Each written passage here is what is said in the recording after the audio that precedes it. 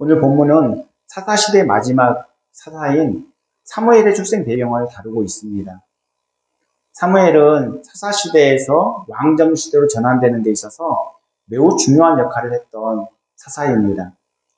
사무엘은 이스라엘 역사상 가장 훌륭한 왕으로 일컬어지는 다윗이 왕위에 오르기까지 주도적인 역할을 했던 인물이죠. 하나님께서는 암흑기, 이 영적인 암흑기 사사시대 마지막에 사무엘을 세우시고 귀하게 사용하셨습니다. 그리고 왕정시대로 넘어가면서 다윗 왕을 세우시고 또 귀하게 사용하셨죠. 이처럼 하나님께서는 시대마다 하나님의 사람들을 세우시고 하나님의 뜻을 이루어 가셨습니다. 돌이켜보면 족장시대에도 아브라함, 이삭, 야곱, 요셉을 들어서 귀하게 사용하셨고, 출애굽 이후에도 모세와 아론, 그리고 여호수아를 들어서 귀하게 사용하셨습니다. 그리고 사사시대에도 수많은 사사들을 그렇게 그때그때마다 필요에 따라 세우시고 또 사용하셔서 죄로 인해 고통당하는 이 이스라엘 백성들을 구원하실 뿐만 아니라 하나님의 말씀에 순종하며 살도록 계속해서 이끌어 주셨습니다. 그럼에도 불구하고 이스라엘 백성들이 하나님의 말씀을 외면한 채 우상을 숭배하고 가나안의 문화와 풍습을 받아들이며 또 그 풍습을 따라 살아갔죠. 이스라엘이 범죄하여 부르짖을 때마다 하나님께서는 사사들을 보내서 구원해 주셨습니다. 그러나 금세 그 은혜를 잊어버리고 세상 풍조를 따라가는 거예요. 이스라엘 백성들은 범죄, 심판, 회개, 구원이라는 이 사이클을 계속 반복하면서 점점 더 죄의 수렁으로 빠져들어갔습니다. 이스라엘 백성들이 타락하게 된 주요 원인 중 하나는 바로 레위 지파, 이 영적 지도자들, 그들이 각각 자신의 역할을 또 사명을 잘 감당하지 못했기 때문에 그렇습니다.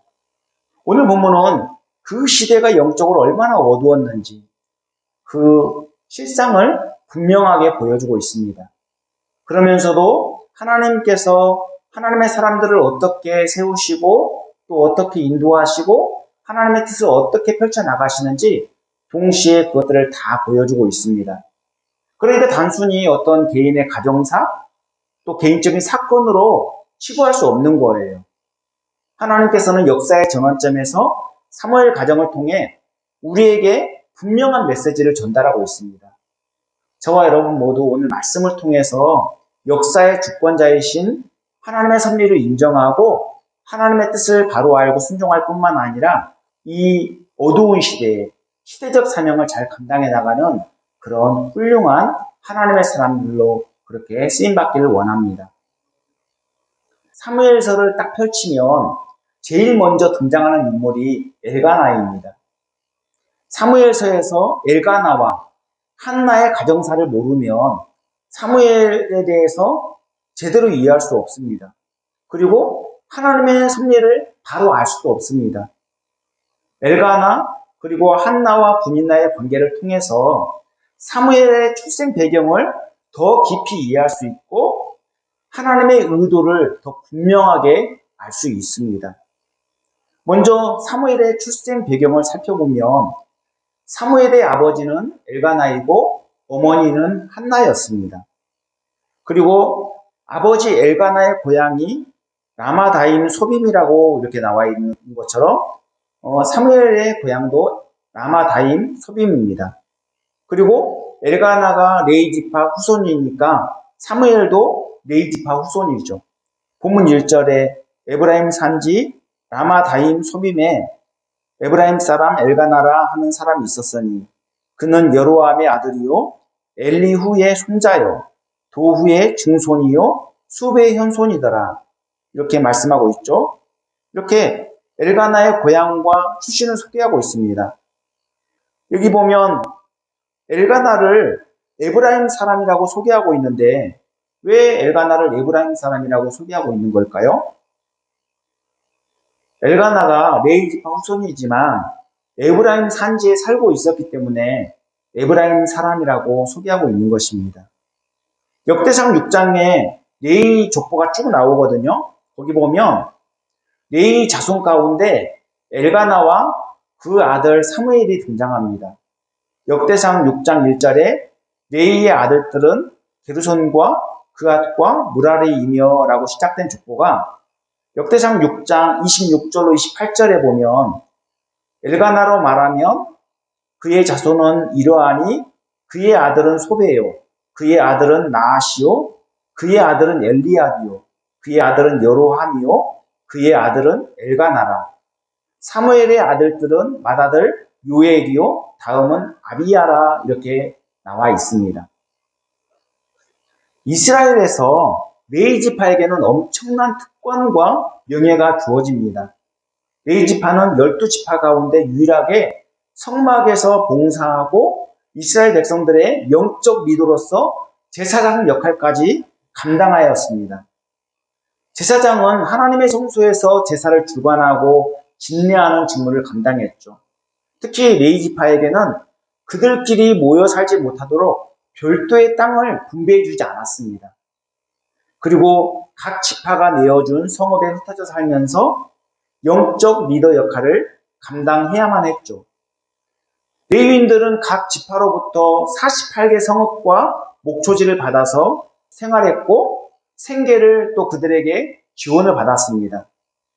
그들은 주로 성막 봉사에 수종들었기 때문에 다른 지파 백성들이 제사를 드리기 위해 가져오는 재물의 일부를 먹고 살 수 있는 특권이 주어졌던 것입니다. 그런데 세월이 흐르고 이스라엘 백성들이 가나안 땅에 정착하면서 레위인들의 삶이 변화가 생겼습니다. 레위 지파 후손들은 점점 늘어나는 반면에 성막에서 봉사할 수 있는 그 인원은 한정되어 있었습니다. 그렇기 때문에 많은 레위인들이 성막에서 봉사를 하지 않고 농사를 지으면서 스스로 생계를 해결해야만 했던 것입니다. 그래서 엘가나의 중조부나 고조부 때 라마다임 소빔에 정착하여서 살게 된 것이죠. 그렇게 대를 이어 에브라임 산지에 정착하여 농사짓고 살아가다 보니까 엘가나도 자연스럽게 에브라임 사람이라고 이렇게 불리게 된 것입니다. 레위 지파 후손이지만 자신의 역할과 무관하게 평범한 농부로 살아가야 하는 이 엘가나의 처지를 한번 생각해 보십시오. 얼마나 안타까운 일입니까?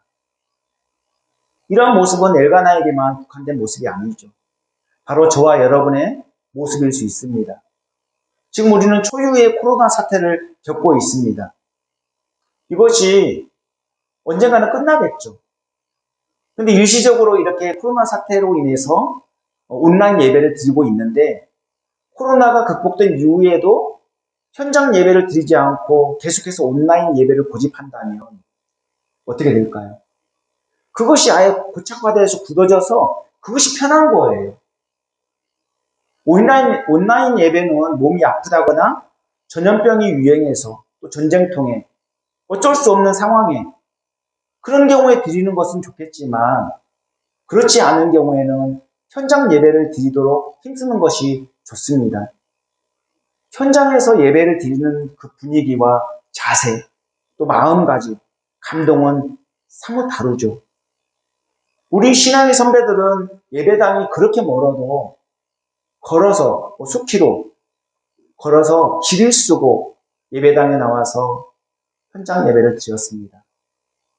몸이 아파도 또 이렇게 비가 많이 와서 겨울에 물이 불어도 그것을 다 극복하고 현장에 나와서 예배를 드렸습니다. 비가 오나 눈이 오나 늘 그걸 개의치 않고 그렇게 현장 예배를 사모했던 것이죠.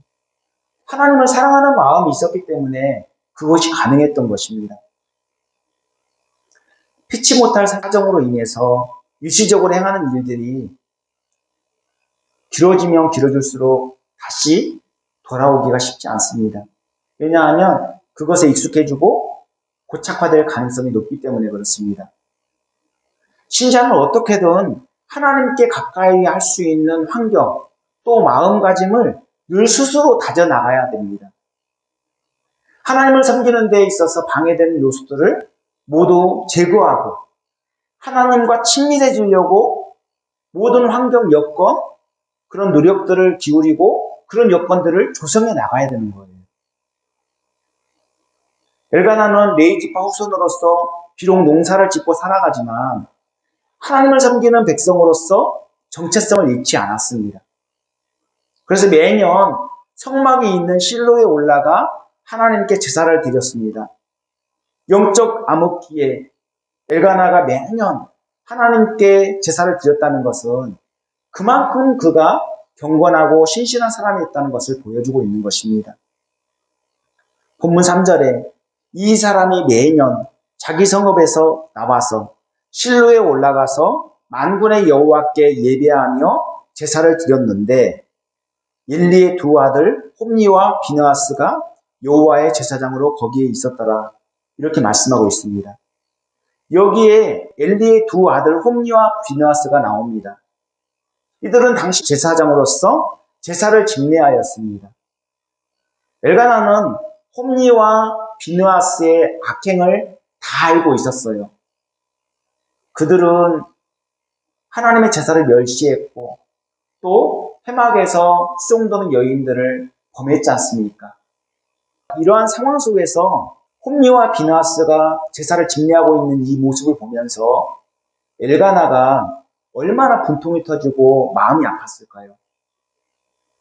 그 일은 본래 자신이 하는 일이었지 않습니까? 자신도 레위지파 후손이니까 자신도 할 수 있는 일인데 그 일을 하지 못하는 것도 속상한데 이 홈리와 비느하스가 하나님 앞에 악을 행하고 또 하나님의 제사를 멸시하는 그 모습을 보면서 너무나도 분통 터지고 마음이 아픈 거예요. 그렇게 엘가나는 매번 제사를 드릴 때마다 분통을 사귀면서 실로에 올라가서 제사를 드렸을 것입니다. 어쩌면 엘가나는 홈리와 비느하스를 통해서 하나님께 더 간절히 제사를 드리고 하나님의 신실하신 약속을 더 깊이 생각했을 것입니다. 우리가 코로나 사태로 인해서 현장 예배를 드릴 수 없게 되는 그런 상황이 오니까 어떻습니까? 그 자유롭게 현장 예배를 드릴 수 있는 것이 얼마나 감사하고 얼마나 기쁜 일이었는지 새삼 깨닫게 되지 않습니까? 엘가나는 지금 홈리와 비느하스의 그 모습, 그 제사를 하나님의 제사를 멸시하는 그 모습을 보면서 더 간절히 하나님께 제사를 드리고 그 신실하신 그 하나님의 약속을 더 깊이 생각했을 것입니다. 그리고 레위지파로서의 역할, 제사장으로서의 역할을 중요하게 인식하면서 자신은 비록 이렇게 농사를 짓고 살아가지만 자신의 아들은 제사장으로서 그 본연의 사명을 감당하기를 기대하고 소망하고 있는 것이죠. 홈리와 비느하스의 이 만행은 엘가나에게 정말 무엇이 중요한지를 일깨워주는 계기가 되었을 것입니다. 한나도 분인나와 관계를 통해서 무엇이 중요한지를 깨우쳤을 것입니다. 한나와 분인나는 엘가나의 아내입니다. 한나가 정치 부인이라면 분인나는 후실이죠. 그런데 분인나에게는 쉽게 자식이 생겼는데 한나에게는 자식이 생기지 않는 거예요. 제가 제 아는 목사님을 만나서 그 아픔을 들었을 때 참 마음이 힘들더라고요. 여러 번 자식을 갖기를 원해서 온갖 방법을 다 동원하고 노력을 했는데 생겼다가도 이상이 되는 거예요. 그때마다 받은 그런 어떤 상처들, 아픔들, 누가 그것을 이해할 수 있겠습니까? 한나에게도 자식이 생기지 않으니까 너무나도 마음에 상처가 있는 거예요. 너무나 힘든 거예요. 본문 2절에 보면 그에게 두 아내가 있었으니 한 사람의 이름은 한나요, 한 사람의 이름은 분인나라. 분인나에게는 자식이 있고 한나에게는 자식이 없었더라. 당시 여자가 자식을 낳지 못하는 것은 상당한 수치였습니다. 심지어 저주받은 것으로 여겨졌습니다. 자식이 생기지 않는 집안에 후시를 드리는 것이 당시 관례였고 풍습이었기 때문에 지금 엘가나에게 한나와 분인나라는 두 아내가 있는 것은 자연스러운 그 일이었죠. 왜냐하면 한나가 자식을 갖지 못하기 때문에 분인나를 엘가나의 아내로 맞아들였다고 할 수 있는 것입니다. 왜 한나에게 자식이 없게 된 걸까요? 그 이유는 오늘 본문에 하나님께서 임신하지 못하게 하셨기 때문이라고 그렇게 밝히고 있습니다. 본문 5절과 6절에 반복해서 여호와께서 그에게 임신하지 못하게 하셨다라고 말씀하고 있죠. 그러니까 하나님께서 의도적으로 한나로 하여금 임신하지 못하게 한 것입니다. 하나님께서 왜 한나로 하여금 임신하지 못하게 하셨을까요? 그 이유는 한나로 하여금 하나님을 더 간절히 찾고 하나님과 심정이 통하여 하나님의 꿈과 비전을 품게 하기 위함입니다. 만약 한나에게 쉽게 자식이 생겼다면 하나님께 마음을 토로하며 기도하지 않았을 것입니다. 그리고 사무엘을 하나님께 바친다고 그렇게 서운하지도 않았을 것입니다. 본문 10절 11절에 한나가 마음이 괴로워서 여호와께 기도하고 통곡하며 서원하여 이르되 만군의 여호와여 만일 주의 여종의 고통을 돌보시고 나를 기억하사 주의 여종을 잊지 아니하시고 주의 여종에게 아들을 주시면 내가 그의 평생에 그를 여호와께 드리고 삭도를 그의 머리에 대지 아니하겠나이다. 이렇게 서원하고 있습니다. 분인나는 왜 한나를 격분하게 해서 괴롭게 하는 것일까요? 그 이유는 한나가 엘가나의 사랑을 독차지하고 있기 때문입니다. 엘가나는 눈에 띌 정도로 한나를 편애해야 했습니다. 그래서 제사를 드리고 나면 제물의 분깃을 한나에게만 유독이 갑절을 주었죠. 분인나 입장에서 억울할 수 있습니다. 자식이 없는 집안에 들어와서 자식을 낳았고 그러니까 얼마든지 유세를 부릴 만한 그런 어떤 마음이 앞섰을 것입니다.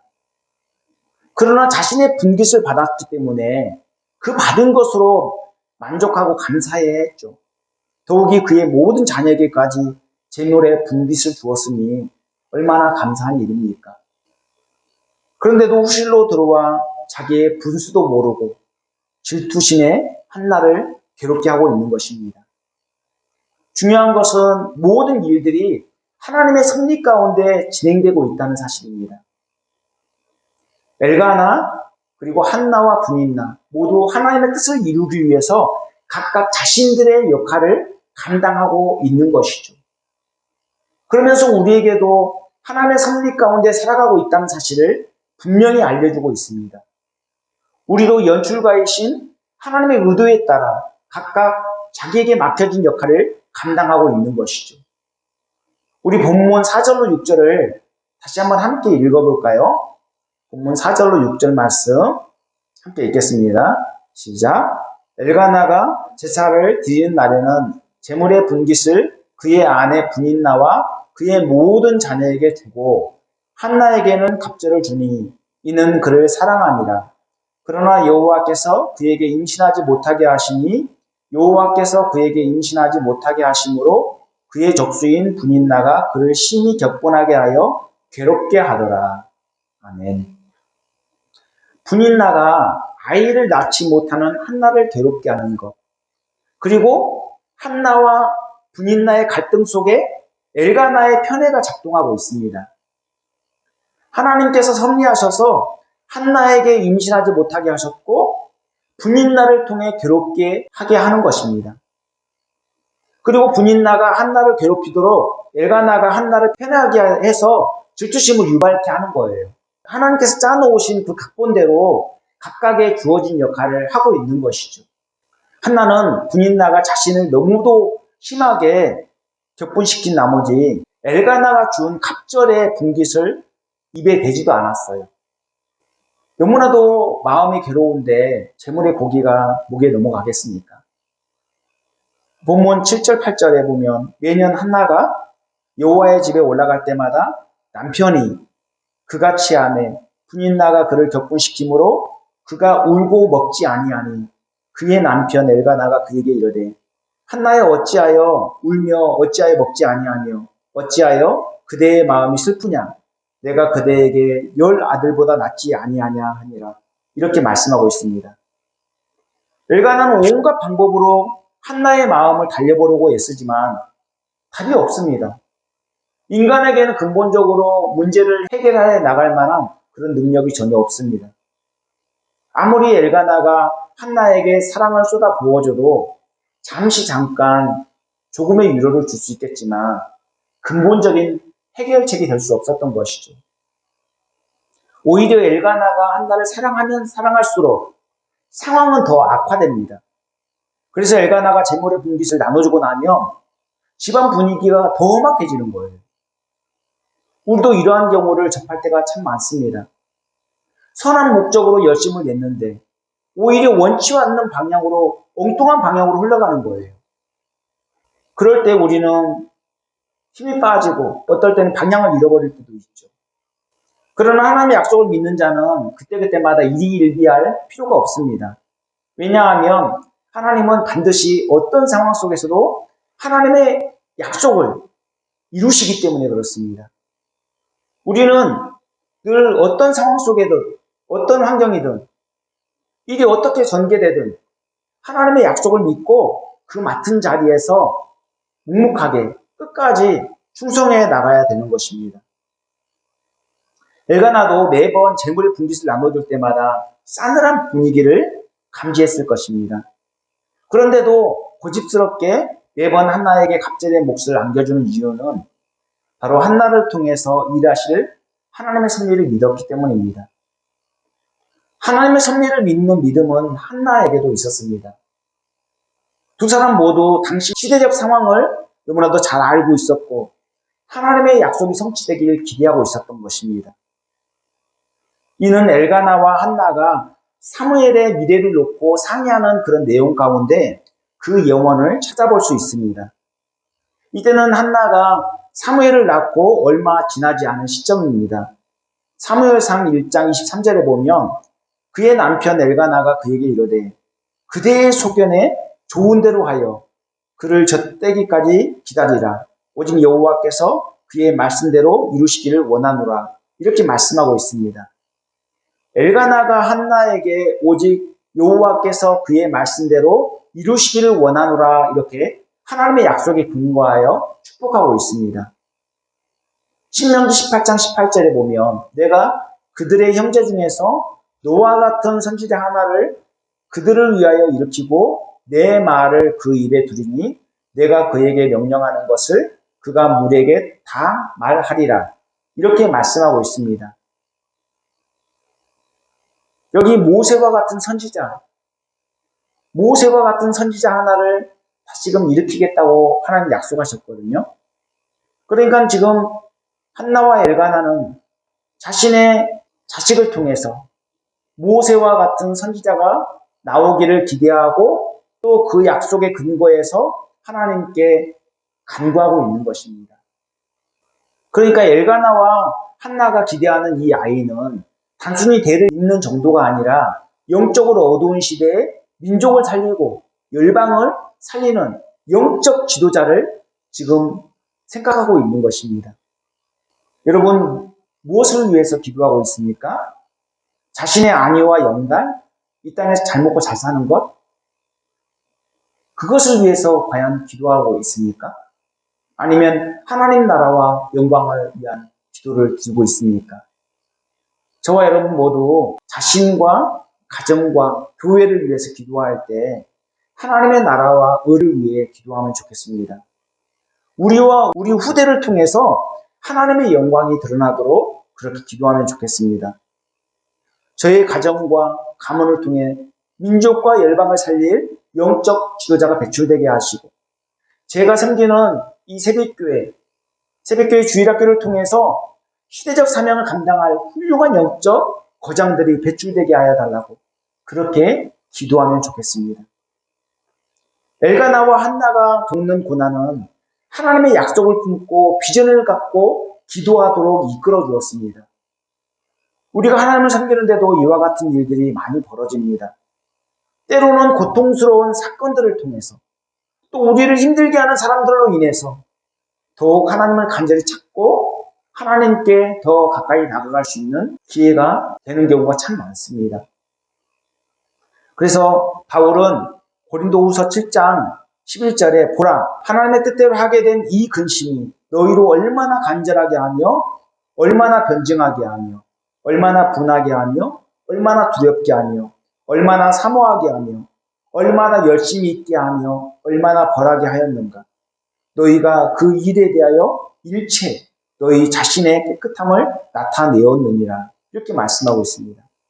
이처럼 하나님의 섭리를 믿는 자는 자신을 돌아보고 현실을 인정하며 하나님의 약속과 비전을 바라보게 되어 있습니다. 그러면서 어떤 환경 속에서도 절망하거나 비관하지 않고 하나님의 약속에 근거하여 소망을 갖게 되어 있습니다. 엘가나와 한나의 삶을 보면 결코 순탄하지 않습니다. 요셉이 그랬고 모세도 그랬고 수많은 믿음의 사람들이 하나님을 신뢰함으로 고난 속에서도 믿음의 꽃을 피워낼 수 있었던 것입니다. 삶이 늘 평탄하고 순탄하기만 한다면 온실 속의 화초처럼 보기에는 화려하지만 강한 생명력을 유지할 수가 없습니다. 그러나 야생에서 자란 야생화는 모진 폭풍우를 다 견디며 자라기 때문에 그만큼 생명력이 강할 수밖에 없는 것이죠. 이처럼 한나가 겪는 괴로움과 고통은 하나님을 가까이 하게 하고 하나님의 비전을 품게 하는 과정이었던 것입니다. 하나님께서는 사랑하는 자녀가 온실 속의 화초처럼 성장하기를 원치 않으십니다. 그래서 수많은 고난을 허락하시죠. 자녀가 고통당하는 것을 원하는 부모가 누가 있겠습니까? 그럼에도 불구하고 하나님께서 사랑하는 자녀에게 고난을 허락하신 이유는 자녀에게 복을 주시기 위함입니다. 하나님의 꿈과 비전을 품고 나아가게 하기 위함입니다. 그래서 잘못했을 때 징계도 하시고 때로는 애매한 고난도 허락하시는 것이죠. 하나님의 징계와 고난은 그 자체로 끝나지 않습니다. 반드시 그 뒤에 기쁨과 행복을 안겨줍니다. 그래서 고난을 위장된 축복이라고 하는 것입니다. 이제 말씀 마치려고 합니다. 사사시대는 이스라엘의 죄악과 불신앙이 크게 달해 있었고 지파 간의 연대의식까지 다 와해된 상태였습니다.